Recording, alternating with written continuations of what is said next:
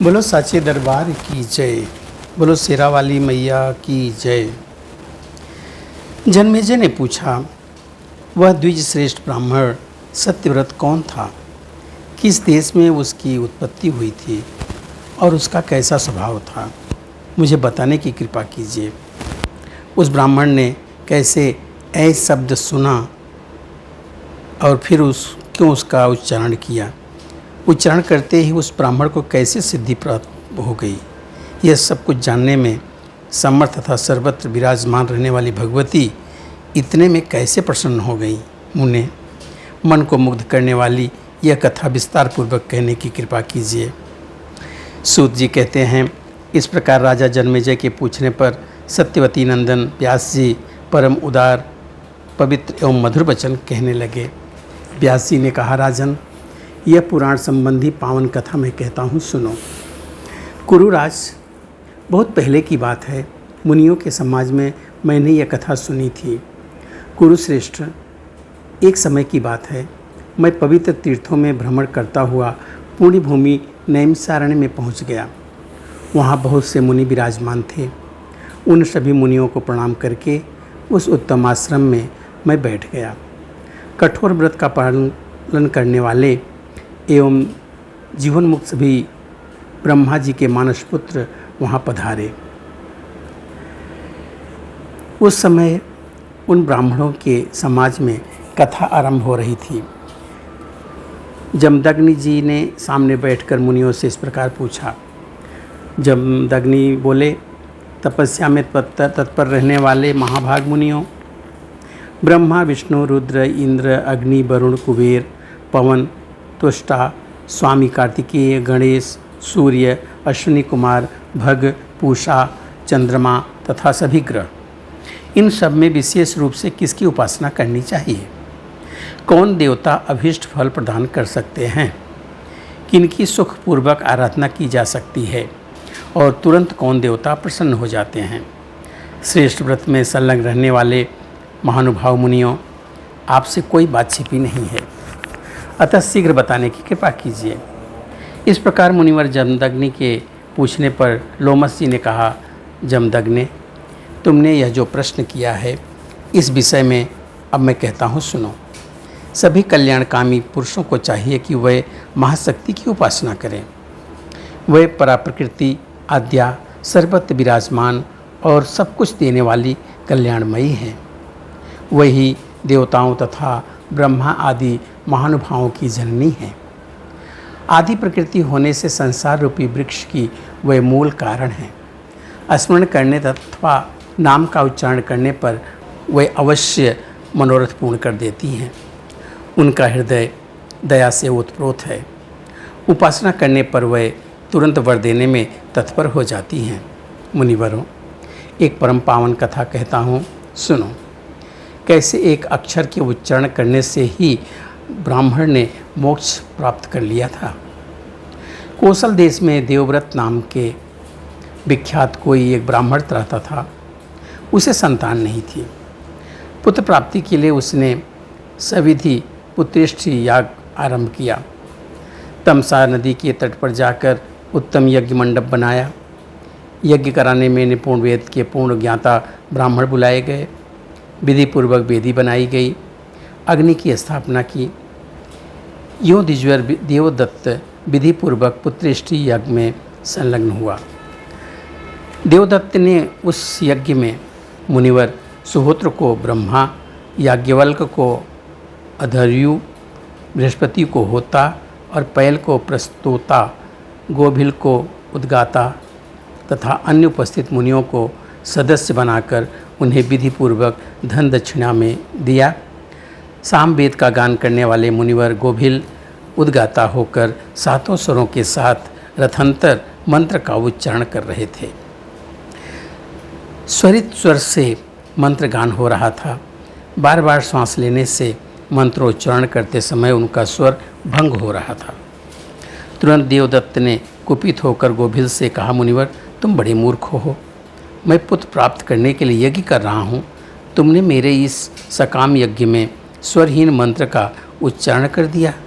यह सुनकर गोभिल अत्यंत क्रोध से भर गए। उन्होंने देवदत्त से कहा, तुम्हें शब्द शून्य प्रचंड मूर्ख पुत्र प्राप्त होगा, साथ ही उसमें सरसता भी भरी होगी। महामते, सभी प्राणियों के शरीर में श्वास आते जाते रहते हैं, इन पर किसी का अधिकार नहीं है। फिर स्वर भंग हो जाने में मेरा कुछ भी अपराध नहीं है। जो तुमने मुझसे ये कटु वचन कह डाले। महात्मा, गोभिल की उपयुक्त बात सुनने के पश्चात उनके साप से भयभीत होकर अत्यंत खेद प्रकट करते हुए देवदत्त ने मुनि से कहा, विप्रवर, आप मुझ निर्दोष पर निष्कारण क्यों कुपित हो रहे हैं? मुनि तो कभी भी क्रोध के वश नहीं होते और सदा सुख प्रदान किया करते हैं। विप्रेंद्र, थोड़ा सा अपराध हो जाने पर आपने कैसे मुझे शाप दे दिया? पहले तो मैं पुत्र के अभाव से महान दुखी था ही, इस पर आपने मुझे पूरे घोर दुख में पछड़े में डाल दिया। क्योंकि वेद के पारगामी विद्वान कहते हैं कि मूर्ख पुत्र की अपेक्षा पुत्रहीन रहना ही उत्तम है। फिर भी मूर्ख ब्राह्मण तो सबकी दृष्टि में हे समझा जाता है। द्विजर, मूर्ख ब्राह्मण सभी कर्मों में पशु अथवा शूद्र की भांति अनधिकारी माना जाता है। अब ऐसे मूर्ख पुत्र से मेरा कौन सा कार्य सिद्ध होगा? जैसा शूद्र वैसा ही मूर्ख ब्राह्मण, इसमें कुछ भी संदेह नहीं है। मूर्ख ब्राह्मण की ना कहीं पूजा होती है, ना उसे दान मिलता है। संपूर्ण कार्यों में वह निंद माना जाता है। देश में रहने वाले वेद शून्य मूर्ख ब्राह्मण को कर देना पड़ता है। राजा उसे शूद्र के समान समझते हैं। पितृ कार्य तथा देव कार्य के अवसर पर फल की इच्छा करने वाले पुरुष को चाहिए कि मूर्ख ब्राह्मण को किसी आसन पर ना बिठाएं।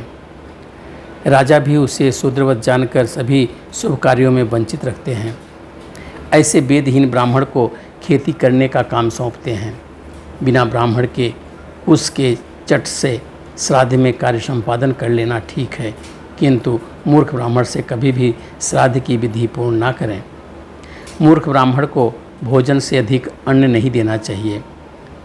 उस राजा के राज्य को धिक्कार है जिसके देश में मूर्ख जनता बसती है, तथा मूर्ख ब्राह्मण भी दान मान आदि से पूजित होते हैं। साथ ही जहाँ आसन पूजन और दान में किंचित मात्र भी भेद नहीं माना जाता। अतः विज्ञ पुरुष को चाहिए कि मूर्ख और पंडित के भेद की जानकारी अवश्य रखें।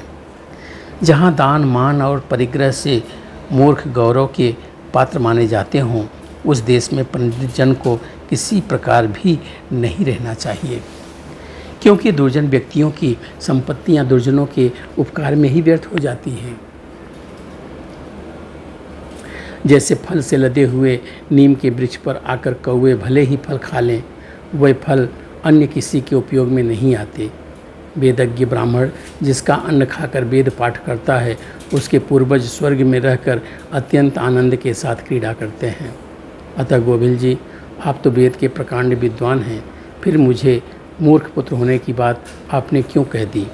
अरे, इस संसार में मूर्ख पुत्र का होना तो कहीं मृत्यु से भी अधिक कष्टप्रद है। महाभाग, अब आप इस श्राप से उद्धार करने की मुझ पर कृपा कीजिए। आप तीनों का उद्धार करने में समर्थ हैं। मेरा मस्तक आपके चरणों में पड़ा है। लोमस जी कहते हैं, इस प्रकार कहकर वह देवदत्त गोभिल जी के पैर पड़ गया।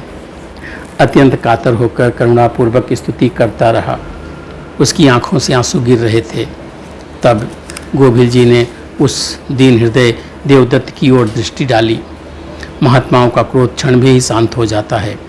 पापी जन भी ऐसे ही हैं, जिनका कोप कल्पों तक भी दूर नहीं होता। जल का स्वाभाविक गुण है शीतल रहना। आग पर गर्म करने से वह गर्म भले ही हो जाए, किंतु फिर आग का संयोग हटते ही वह तुरंत ठंडा भी हो जाता है। गोभिल जी का हृदय दया से भर गया। उन्होंने अत्यंत दुखी देवदत्त से कहा, तुम्हारा पुत्र मूर्ख होकर फिर विद्वान हो जाएगा। यह बिल्कुल निश्चित बात है। यूँ वर दे देने पर द्विजय देवदत्त का मन प्रसन्नता से खिल उठा। यज्ञ की पूर्णाहुति की गई। सभी उपस्थित ब्राह्मण विधिपूर्वक विदा हुए। कुछ समय व्यतीत होने पर देवदत्त की सुंदरी पतिव्रता स्त्री ने गर्भ धारण किया। ब्राह्मण पत्नी का नाम रोहिणी था। वह रोहिणी के समान ही शुभ लक्षणा थी। देवदत्त ने विधि के साथ गर्भाधान और पुंसवन आदि संस्कार संपन्न किए। उसका श्रृंगार कराया। वेद में कही हुई विधि के अनुसार श्रीमंत्रोन्नयन संस्कार किया। अपना मनोरथ सफल मानकर अत्यंत प्रसन्न मन से बहुत सा धन दान दिया। शुभ ग्रह का दिन था, नक्षत्र रोहिणी था। उसी शुभ मुहूर्त में उस रोहिणी नामक भार्या ने पुत्र प्रसव किया। दिन में शुभ लग्न में जन्म हुआ। उसी समय ब्राह्मण ने बालक का जात्म कर्म संस्कार किया। समयानुसार पुत्र को देखकर नामकरण किया। देवदत्त को पहले की बातें याद थी। उन्होंने अपने पुत्र का नाम उतथ्य रखा। 8वें वर्ष में शुभ योग और शुभ दिन पाकर उन ब्राह्मण देवता ने पुत्र का यज्ञोपवीत संस्कार सविधि संपन्न किया। वेदाध्ययन की विधि उपस्थित होने पर गुरुदेव उतथ्य को पढ़ाने लगे, किंतु उतथ्य ने एक शब्द भी उच्चारण नहीं किया। वह मूर्ख की भांति चुपचाप बैठा रहा। फिर पिता ने उसे बहुतेरे ढंग से पढ़ाया, किंतु उस मूर्ख की बुद्धि ठीक रास्ते पर नहीं आई। वह मूर्ख के समान पड़ा रहा। फिर तो पिता देवदत्त चिंता के समुद्र में डूबने लगे। 12 वर्षों तक उतस्थ पढ़ने का अभ्यास करता रहा। फिर भी संध्या वंदन करने की विधि तक उससे मालूम न हो सकी। जगत में जितने ब्राह्मण तपस्वी तथा इतर जन थे, उन सब में इस बात का प्रचार हो गया कि उतस्थ मूर्ख है। जहाँ कहीं भी वह वन में जाता था, लोग उसका उपहास करते थे। माता पिता भी उसकी निंदा करने और उसे कोसने लगे। अब सारी जनता, पिता, माता एवं बधू बांधव सभी उतथ्य की अत्यंत निंदा करने लगे। तब उस ब्राह्मण के मन में वैराग्य हो गया। वह वन में जाने लगा। पिता ने कहा, यदि यह अंधा या पंगु रहता तो ठीक ही था, किंतु मूर्ख पुत्र तो बिल्कुल व्यर्थ है। माता पिता की इन बातों से ऊबकर वह उतथ्य वन में चला गया। गंगा के तट पर एक पवित्र स्थान था। वहीं सुंदर कुटी बनाकर वह जंगल के फल मूल खाकर ही जीवन व्यतीत करने लगा। वहाँ मन और इंद्रियों पर संयम रखते हुए वह रहने लगा। उत्तम नियम यह बना लिया, अब कभी भी झूठ नहीं बोलूँगा। यूँ उस सुरम्य आश्रम पर ब्रह्मचर्य पूर्वक उसका समय व्यतीत होने लगा। बोलो सच्चे दरबार की जय।